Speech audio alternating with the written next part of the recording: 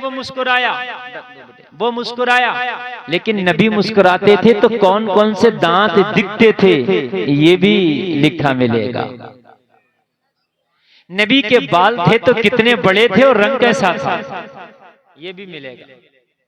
नबी खाना खाते थे तो कैसे खाते थे, बैठते कैसे थे, लुकमा कौन से हाथ से खाते थे, कितनी उंगलियों से खाते थे, कितनी बार चबाते थे, कब मीठा खाते थे, कब नमकीन खाते थे, कब पानी पीते थे, कितना सोते थे, किस तरह से सोते थे, कब कपड़ा पहनते थे, किस तरह से कपड़ा पहनते थे, कौन से पैर में पहले और चप्पल जूता पहनते थे, कौन से पैर से पहले जूता निकालते थे। खुदा की कसम ऐसी जीवनी पूरी कायनात में आपको किसी की नहीं मिलेगी। आप देखें ऐसा कहीं नहीं मिल सकता कि जैसा मेरे नबी का है। ना ऐसा तरीका आपको कहीं मिलेगा, ना ऐसी जीवनी आपको कहीं मिलेगी। अब मैं उसी के हवाले से कुछ गुफ्तगू करूंगा, आप सुने। आज हमारे मुसलमानों को दुनिया की तारीख के बारे में बहुत पता है, लेकिन जिस नबी को, खुदा की कसम, जिस नबी को ऐसा कोट किया गया, ऐसा कोट किया गया कि नबी की जीवनी लिखने वालों ने जो नबी के मुस्कुराने तक को लिखा, नबी के कदम उठाने तक को लिखा, नबी के हाथ हिलाने तक को लिखा, नबी ने किस तरह की तरीके से, नबी की आंखें हैं कैसी भवें हैं, इस चीज को लिखा। नबी जब चलते थे तो अंदाज क्या होता था, हर अदा को लिखा। और लिखने वाला कोई झूठा नहीं था, लिखने वाले ऐसे ऐसे सच्चे थे, ऐसे ऐसे सच्चे थे कि खुदा की कसम उनकी सच्चाई का आलम यह है कि पूरी दुनिया में उनकी मिसाल नहीं मिलती है। बेशक, सुभान अल्लाह, सुभान अल्लाह, माशाअल्लाह, सुभान अल्लाह। समझ रहे हैं? इमाम बुखारी सुभान अल्लाह 8 लाख हदीस से 6 लाख हदीस से उन्हें ज़बानी याद थी। कितनी हदीस है जिन्होंने नबी के बारे में लिखा है। जो बुखारी शरीफ की हदीस आप पढ़ोगे तो पूरी हदीस में नबी के बारे में कैसे चलते थे, कैसे बैठते थे, कैसे खाते थे, कैसे उठते थे, कैसे सोते थे, कैसे जागते थे, मेरे नबी की तिजारत कैसी थी, मेरे नबी की गुफ्तार कैसी थी, मेरे नबी की रफ्तार कैसी थी, मेरे नबी का चेहरा कैसा था, मेरे नबी का खत कैसा था, मेरे नबी का रंग कैसा था, मेरे नबी का जवानी कैसी, मेरे नबी का बुढ़ापा कैसा, मेरे नबी का बचपना कैसा, मेरे नबी का दुनिया में आना कैसा, मेरे नबी का दुनिया से जाना कैसा। इस तरीके से आप नहीं दिखा सकते। बेस वाला बटन भूल गए तो वो बेस बढ़ाकर रखो, ऐसा लग रहा है बच्चा बोल रहा है। आप लोगों का काम नहीं, आप मेरी बात सुने। मैं डिस्टर्ब हो रहा हूँ, असल में मैक अच्छा नहीं बोल रहा, और नहीं बोल रहा तो भाई मैं चाहता नहीं कि मैक को कहूँ कि नहीं बोल रहा अच्छा, मगर नहीं बोलता तो मजबूरी में कहना पड़ता है। ऐसी जीवनी खुदा की कसम, चाहे कोई बॉलीवुड का मास्टर रहा हो, हॉलीवुड का मास्टर रहा हो, दुनिया का मास्टर रहा हो, ऐसी जीवनी नहीं मिलेगी जैसे मेरे मुस्तफा की मिलेगी। सुभान अल्लाह। पैदा हुए तो टाइम क्या था, हर आदमी के बारे में होता है कि भाई फला आदमी फला तारीख में इतने बज के इतने मिनट में पैदा हुआ। मेरे नबी का सुनो कि मेरा नबी पैदा हुआ तो उस वक्त ना रात है ना दिन है, टाइम ऐसा है, मौसम ऐसा है। कोई भी पैदा होता तो ये लिखा हुआ होगा कि फला दिन इतने बज के इतने मिनट में पैदा हुआ, अरे यही लिखा हुआ होता नहीं। लेकिन कुर्बान जाएं, आपके नबी के बारे में जब लिखा तो टाइम लिखा, आपके नबी के बारे में लिखा तो टाइम लिखा, और ये भी लिखा कि मौसम कैसा था, ठंडा था, गरम था, नरम था, कैसा था। तुम्हारे नबी के बारे में यहाँ तक लिखा है कि जब नबी दुनिया में तशरीफ लाए तो न मौसम ठंडा था न मौसम गरम। कहाँ जा रहे हैं? अरे मत खाओ खाना, मैं बिल्कुल अच्छा कसम से नहीं बोल रहा, तुम यार मैं को क्या करो यार। न मौसम ठंडा था न गरम था, नबी तशरीफ लाए तो। मुसलमानों, तुम्हारे नबी की आमद का एक एक लम्हा आज भी ऐसे कैद है।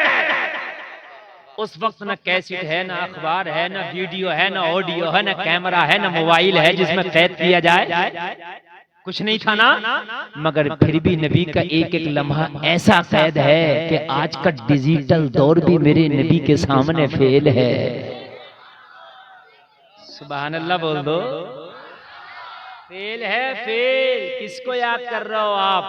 याद करो तो मेरे नबी को याद करो। सुभान अल्लाह, सुभान अल्लाह। मुकेश अंबानी के बेटे की शादी तुम्हें याद है? मेरे मुस्तफा की शादी याद करो। नबी के अब्बा की शादी याद करो। सुभान अल्लाह, सुभान अल्लाह। ऐसी जीवनी नहीं मिलेगी, ऐसी मेरे नबी की सवाने हयात नहीं मिलेगी। हजरत इमाम बुखारी 6 लाख हदीसें ज़बानी याद हैं। उन्होंने किताब लिखी जिसको कहते हैं सहीहुल बुखारी। उस किताब में जो हदीसें लाए हैं, इमाम बुखारी की सच्चाई दयानतदारी का आलम ये था।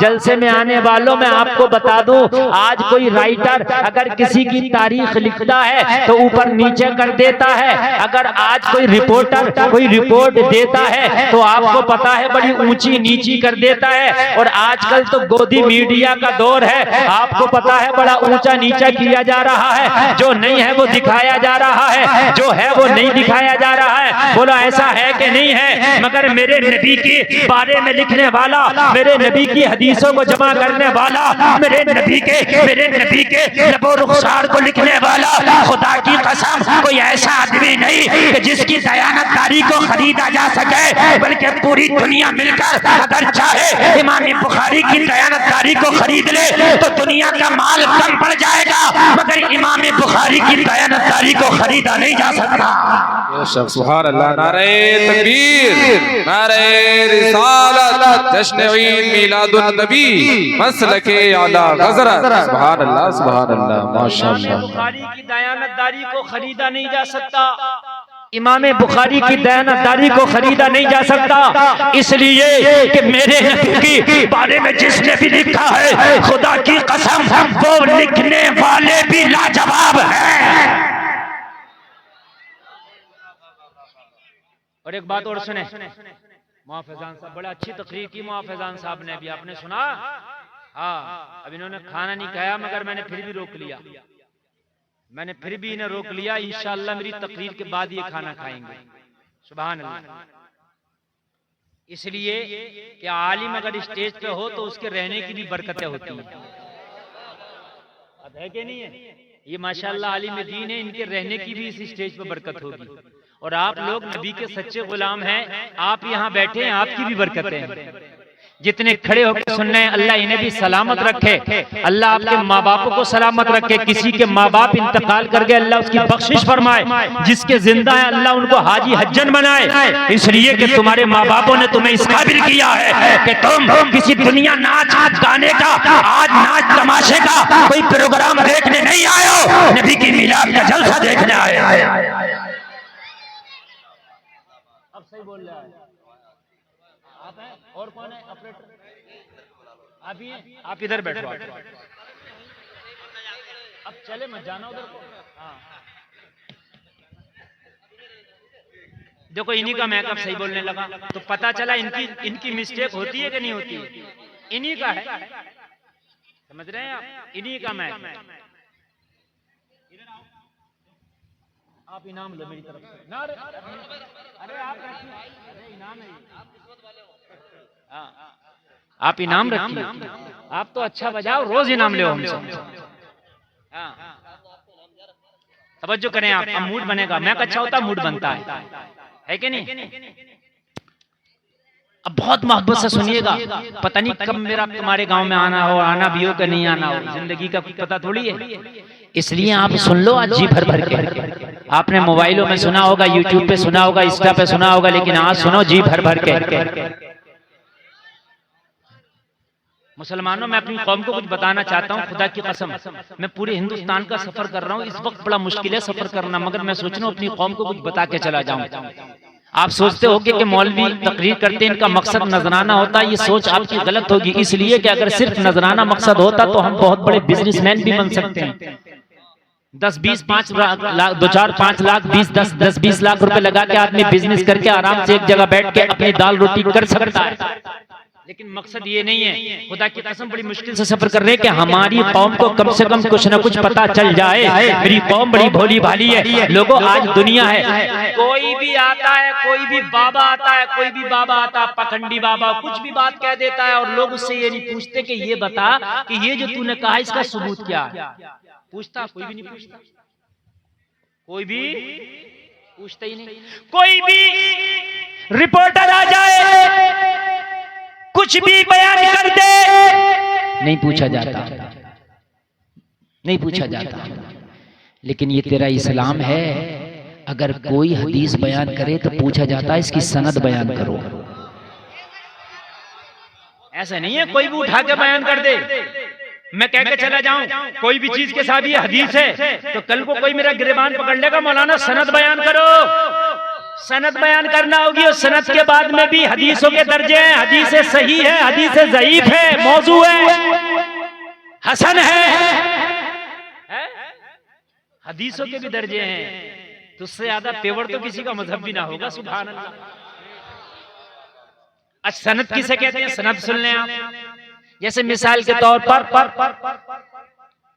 आपने कोई बात बताई, आपने ये कहा, आपने एक बात ये कही कि दिल्ली के अंदर आग लग गई, तो सनद इसको कहते हैं। मौलाना फैजान तुमने ऐलान किया दिल्ली में आग लग गई, तुम बताओ तुमने किससे सुना? ये कहेंगे मौलाना अफजल से।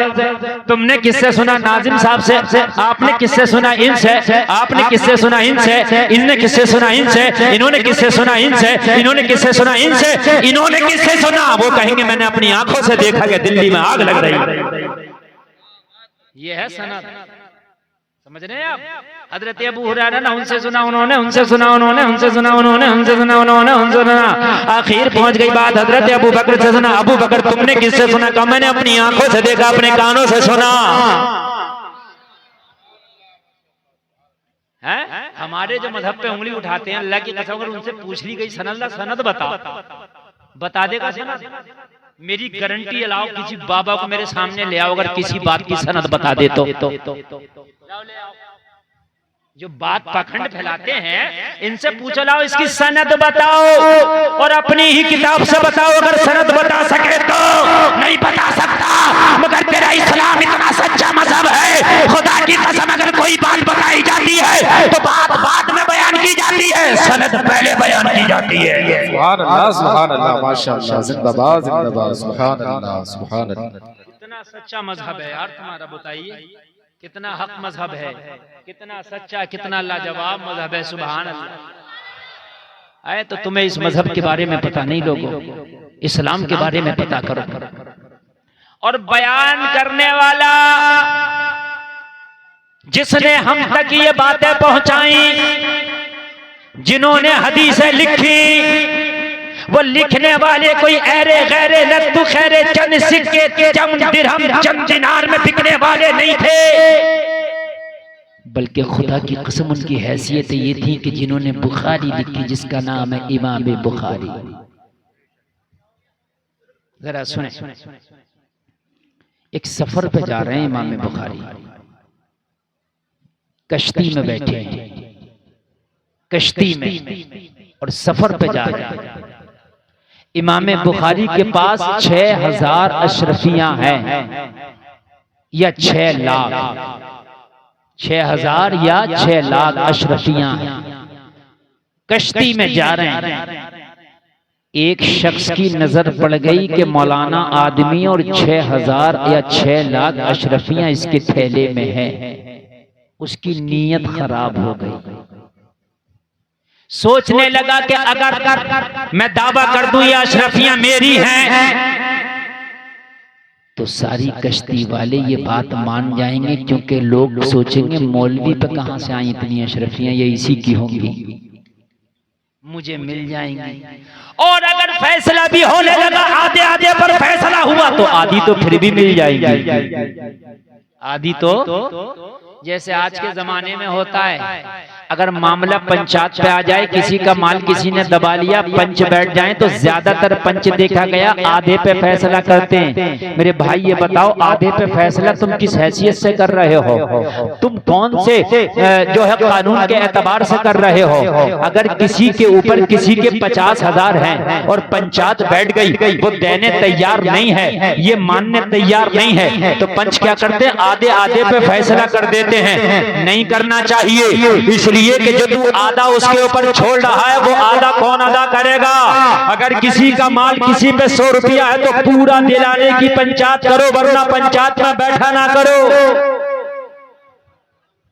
बात समझ में आ रही है कि नहीं आ रही है? तो बैठा ना करो, बैठा करो तो ये फैसले आधे आधे नहीं होना चाहिए, फैसले पूरे पूरे होना चाहिए। आजकल के पंचों का मसला होता है ऐसा, किसी की जमीन का मैटर हो, किसी के माल का मैटर हो, तो उसको फैसले पे कुछ 19-20 कर देते। नहीं, जिसका हक जितना है उसका बराबर दिलाया करो, वरना पंचायत में बैठा ना करो। इमाम बुखारी कश्ती में सफर कर रहे, 6 लाख अशरफी आम के थैले में हैं। चोर की उचक्के की नजर पड़ गई, उसने सोचा अगर मैं शोर मचा दूं मेरी अशरफियां चुर गई। तलाशी ली जाएगी, इस मौलाना के थैले में निकलेंगी, और जब निकलेंगी तो मैं कहूंगा मौलाना पे इतनी अशरफियां कहां से आई। कश्ती वाले भी मान जाएंगे, यार मौलाना पे इतनी हाँ कहां से आई। हाँ भाई, मौलाना पे इतनी कहां से आई। लोग मान जाएंगे, या तो मेरी पूरी अशरफियां मिल जाएंगी, पूरी नहीं मिली तो फैसला आधे आधे पर हो जाएगा। शोर मचाना शुरू कर दिया, मेरी अशरफियां चुर गई, मेरी अशरफियां चुर गई। इमाम बुखारी के कान में जब आवाज आई, आप समझ गए मामला खराब है। लोग इकट्ठे हो गए, कश्ती में सारे लोगों को जमा कर लिया गया। कहने लगा क्यों शोर मचाता, कहने लगा मेरी 6000 या 6 लाख अशरफियां भी चुर गई, मुझे तलाशी लेने की इजाजत दी जाए। मैं सबके सामानों की तलाशी लेना चाहता हूँ, जिसके सामान में भी मेरी अशरफियां मिलेंगी उसे चोरी की सजा दी जाएगी। जबकि अशरफियां इसकी नहीं थी, इसने नीयत खराब की थी। लोगों जरा गौर करो, जो कश्ती का अमीर था उसने कहा सबका सामान इकट्ठा किया जाए। सारों का सामान इकट्ठा किया गया, और इकट्ठा करने के बाद में जब सामान की तलाशी ली गई तो जलसे में आने वालों सबका सामान तलाश करते करते करते करते आखिरकार इमाम बुखारी के सामान तक आ गया। उसे तक आना ही सामान तक था, उसने तो अशरफिया ही इनके पास देखी थी। कहने लगा सबका देख लिया, कहा किसी के पास नजर नहीं आई, किसी के पास अशरफिया नहीं मिली। तो कहा इनके मौलाना के सामान में देखो, तो किसी ने कहा मौलाना यार थोड़ी ना चुराएंगे, मौलाना के ऊपर क्यों शक कर रहा। कह रहा नहीं भाई देखो देखो। जब देखा तो आपके सामान में एक भी अशरफी नहीं, एक भी नहीं। लोग कहने लगे हम पहले ही कह रहे थे कि इनके सामान में नहीं होंगी, तूने खाली मुझे परेशान किया। थक के ये भी एक तरफ को एक कोने में बैठ गया। कश्ती आगे बढ़ने लगी, लोग अपने अपने कामों में मशरूफ हो गए। खामोशी से इमाम बुखारी के करीब आ गया, और करीब आके कहने लगा हुजूर ये बताइए अशरफियां थी तो चली कहाँ गई। मैंने खुद देखी थी हुजूर, चली कहाँ गई। अशरफियां मैंने देखी थी हुजूर, चली कहाँ गई। पूरे गांव के लोग सुने जरा, पूरे जितने जलसे में आए जरा सुने, हुजूर अशरफियां चली क्या गई। इमाम बुखारी ने फरमाया तूने कब देखा। हुजूर मैंने आपके सामान में देखी थी, तभी तो मैंने शोर मचाया था। इमाम बुखारी ने कहा सच बता तेरी अशरफियां चुरी थी।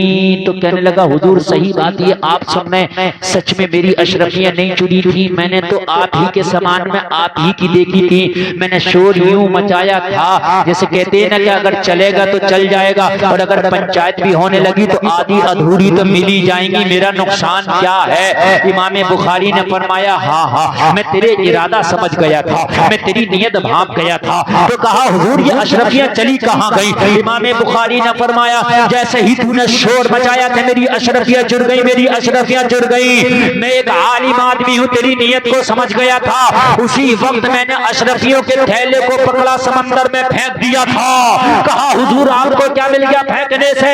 अगर आप ना फेंकते पंचायत भी होती तो आधी अधूरी तो आपको मिली जाती, आधी आपके पास रह जाती, आधी मुझे मिल जाती। फेंक के आपको क्या मिल गया। इमाम बुखारी ने कहा सुन, हाँ अगर पंचायत होता, अगर लोग फैसला करते तो आधा हो सकता है मुझे मिल जाता, आधा तुझे मिल जाता। लेकिन सुन मैंने इसलिए समंदर में फेंक दिया कि मेरे ऊपर चोरी का धब्बा लग जाता।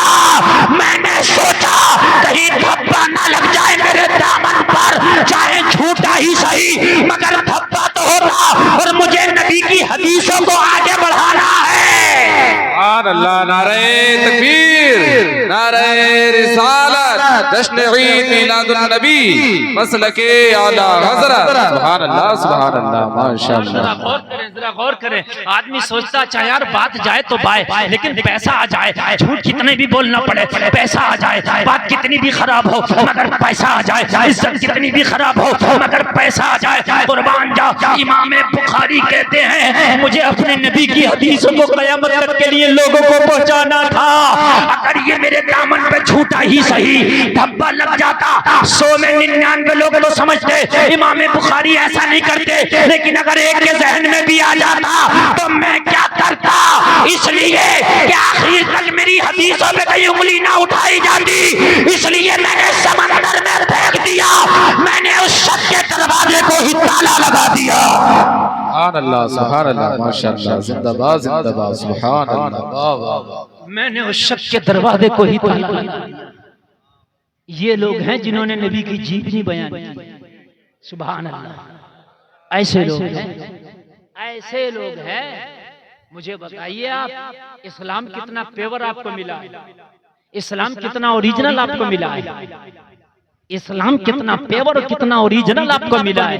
जो बात बयान की गई है बड़ी तस्दीक के साथ बयान की गई है, ऐसा नहीं है बड़ी छान कर बयान की गई है, ऐसा नहीं है कि उसमें झोल आया हो, उस बात में उतार चढ़ाव आया हो, ना ना, बल्कि खुदा की कसम बयान करने वालों ने अपने कलम से बयान किया है। लेकिन गुलफाम का तो ये मानना है, गुलफाम का तो ये दावा है कि मेरे नबी की जुल्फों के बारे में लिखने वाले ने लिखा है, मेरे नबी के दांतों के बारे में लिखने वाले ने लिखा है, मेरे नबी के चेहरे के बारे में लिखने वाले ने लिखा है।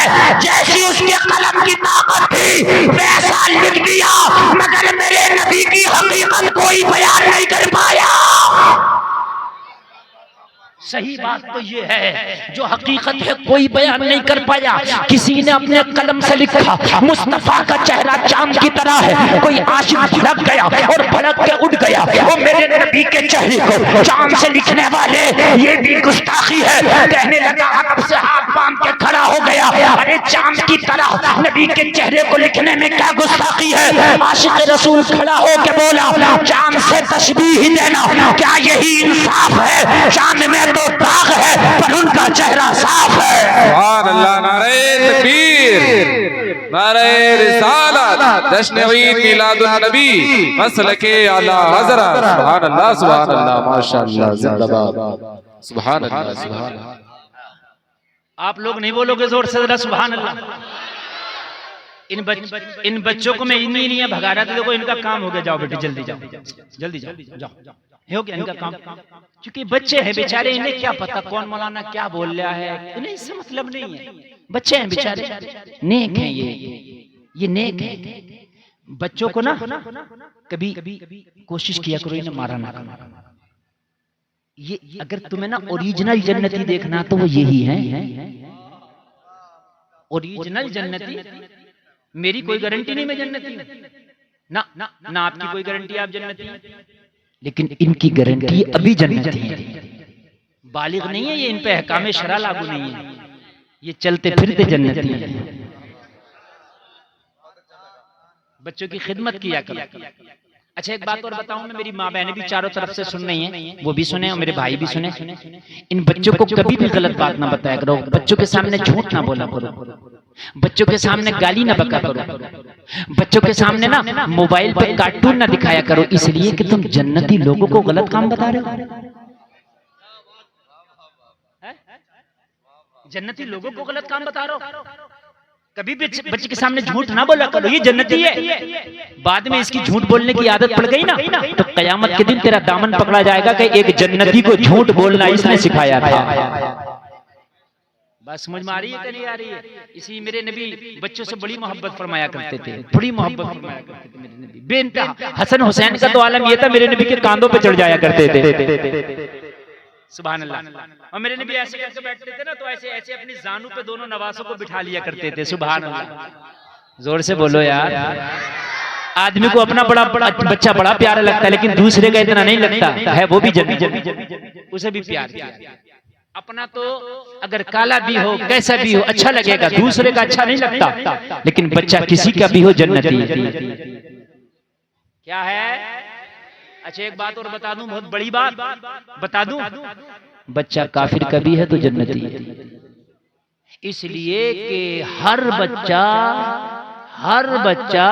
फितरत इस्लाम पर पैदा होता है। कुल्लु मौलूदिन युलदु अला फितरतिल इस्लाम व अबवाहु युहव्विदानिही औ युमस्सिरानिही औ युमज्जिसानिही। हर बच्चा इस्लाम की फितरत पर पैदा होता है।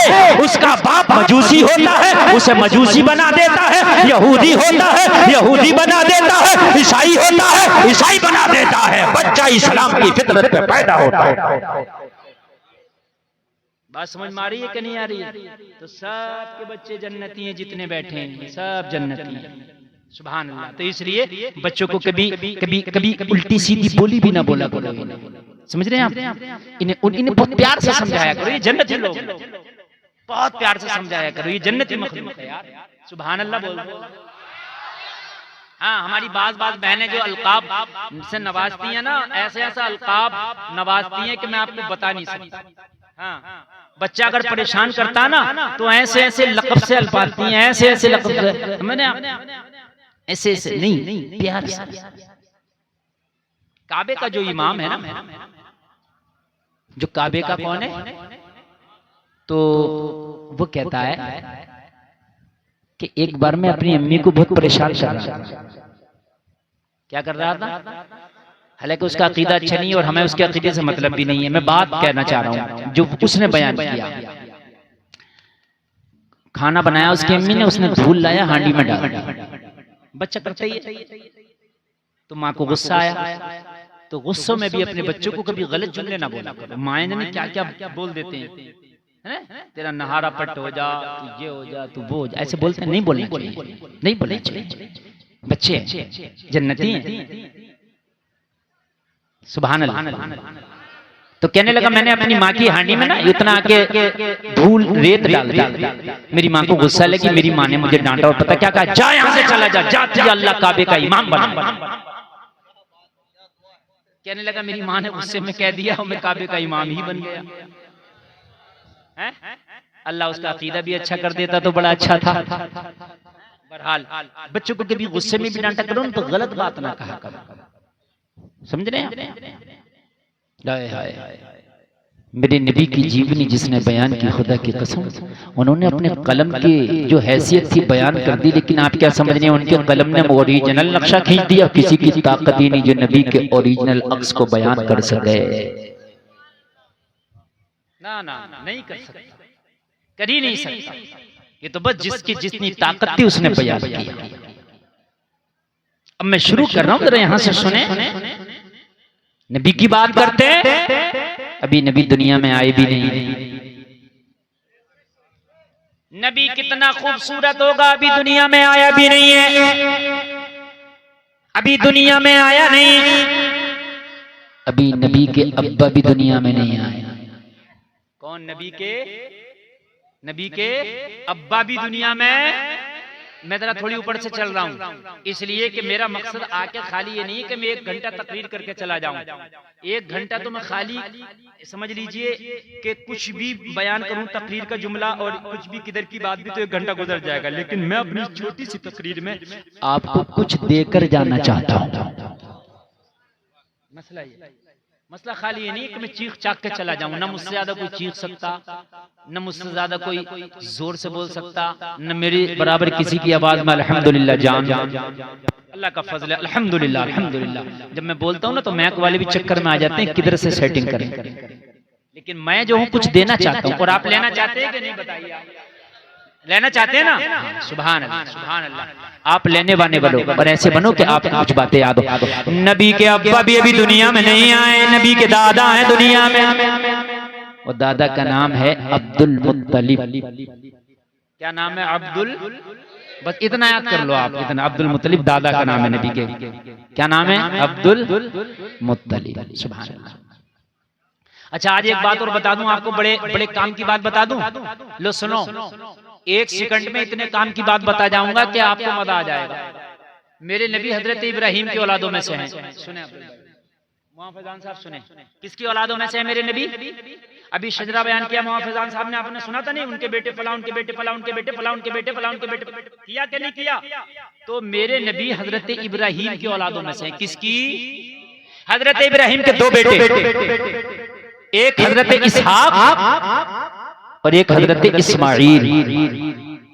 एक हजरत और एक हजरत इस्माइल। हजरत इसहाक की औलादों में कई नबी हुए। हजरत इसहाक के बेटे हजरत याकूब, हजरत याकूब के बेटे हजरत यूसुफ, और फिर नीचे तक ये कड़ी आ गई हजरत ईसा तक। ठीक है, लेकिन हजरत इस्माइल की नस्लों में कोई नबी पैदा नहीं हुआ। कब तक? मेरे नबी मोहम्मदुर रसूलुल्लाह। तवज्जो करना, मैंने बड़ी काम की बात बताई है। दो भाई हैं, हजरत इसहाक और हजरत इस्माइल। हजरत इसहाक की औलादों में बहुत नबी हुए। कितने हुए? मैंने जो आपको नीचे तक शजरा बजा दिया, सारे आ जाएंगे। आप जिसको भी हजरत जकरिया, हजरत याहया, और आप चले जाओ कितने नबी। लेकिन हजरत इब्राहिम के बाद कोई नबी नहीं, कोई नबी नहीं। इन्होंने शजरा बयान किया। मैं गारंटी से कहता हूँ शजरे में हजरत इस्माइल के बाद किसी नबी का नाम नहीं आया होगा। ये जिम्मेदारी से बोल रहा हूं। किलाब आया, कुसै आया, हाशिम आया, अब्दे मनाफ आया, कोई नबी नहीं, कोई नबी नहीं, कोई नबी नहीं। अल्लाह ने रोक के रखा था। दो शाखें थी इब्राहिम से, दो शाखें चली। एक शाख में नबियों को भेजता चला गया, भेजता चला गया, भेजता चला गया। एक को रोकता चला गया, रोकता चला गया, रोकता चला गया। एक में इतना भेजा कि ईसा तक आ गए, एक को इतना रोका कि कोई नबी नहीं आया। मैंने आलम तसव्वुर में अर्ज किया, मौला इस शाख में भी किसी नबी को भेज देता तो जवाब मिला, इस शाख में इसलिए रोका था कि अब इतना बड़ा नबी इस शाख के जरिए से भेजने वाला हो कि उस नबी के बाद कयामत तक किसी नबी के आने की जरूरत नहीं पड़ेगी। सुभान अल्लाह, सुभान अल्लाह, सुभान अल्लाह। जरा जोर से बोलो सुभान अल्लाह। और ये खातमुन नबीयीन की बड़ी दलालत है। इस पर मैं साबित करता हूं, तवज्जो करें अहले इल्म, खास तवज्जो करें। अगर आप कुछ थोड़ा सा भी इल्म रखते होंगे तो मेरी बातें इतने खुश हो जाएंगे कि पूरी जिंदगी याद रखेंगे, पूरी जिंदगी। तवज्जो है नौजवानों, देखो देखो देखो। बेटा मैं पूछ भी लूंगा उठा के कि नबी के परदादा का नाम क्या था, ये भी सुन लियो। अभी मैं बता ही रहा हूं मगर मैं पूछ भी लूंगा अगर आपने जरा भी शैतानी हरकत करी। इसलिए कि मैं खाली तकरीर नहीं कर रहा हूं, मैं आपको ट्यूशन पढ़ा रहा हूं। हाँ, मैं ऐसा मौलाना नहीं हूं कि एक तकरीर को पूरे हिंदुस्तान में घुमा रहा हूं। अल्हम्दुलिल्लाह कोशिश करता हूं कि मैं कुछ अपनी कौम को नया से नया बयान करके जाऊं और याद भी हो जाए। खातमुन नबीयीन की दलालत बन जाए। कैसे? एक रास्ता ये, एक रास्ता ये। इस रास्ते पे ताला लग जाए, कोई आए नहीं। इस रास्ते से लोग आते रहे, जाते रहे, आते रहे, जाते रहे, आते रहे, जाते रहे। यहाँ जो खड़ा आदमी देखेगा उससे कहोगा अब कोई आने वाला, किधर से आएगा? इधर से आएगा, इधर से कोई आता ही नहीं। और दरवाजे पे लिख दिया जाए कि बस इससे एक ही आदमी आएगा जब भी ताला खोला जाएगा। बस एक ही आदमी आएगा तभी ताला खोला जाएगा। हजरत इसहाक की नस्लों में नबी आते रहे तो ये पता चलता रहा कि अभी नबूवत का दरवाजा बंद नहीं हुआ है, इसलिए कि इनकी नस्लों में नबी आते रहे और आ सकता है।